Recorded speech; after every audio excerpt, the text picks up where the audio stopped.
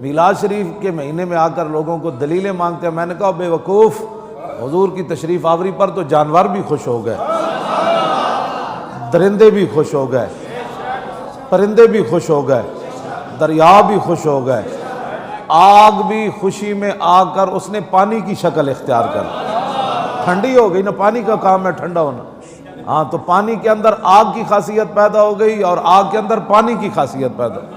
پتہ نہیں تو کیسا مسلمان ہے کہ تو اس پر بھی دلیلیں مانگتا ہے۔ حضور خود نبیوں کا تذکرہ سننے کے بعد حضور نے فرمایا ہاں باتیں ایسی ہی ہے، لیکن الا وانا حبیب اللہ ولا فخرا، میں اللہ کا محبوب ہوں۔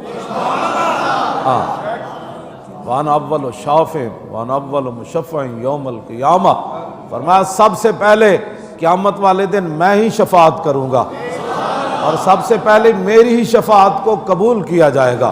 ولا فخرا وانا حامل لواء الحمد تحت آدم فمن دونہ یوم القیامت ولا فخرا، فرمایا جانتے ہو لواء الحمد اس دن میرے ہاتھ کے اندر ہوگا۔ حضور نے فرمایا لواء الحمد میرے ہاتھ میں ہوگا اور اس جھنڈے کے نیچے جناب آدم سے لے کر جناب عیسیٰ تک سارے انبیاء بھی اس جھنڈے کے نیچے ہوں۔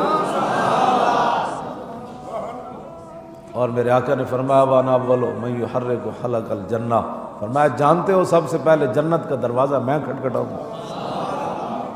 حضور نے فرمایا سب سے پہلے جنت کا دروازہ میں کھٹکھٹاؤں گا، فیفتح اللہ لی فیدخلنیہا ومعی فقراء المؤمنین، فرمایا اللہ رب العالمین اپنے دست قدرت سے خود دروازہ کھولے گا۔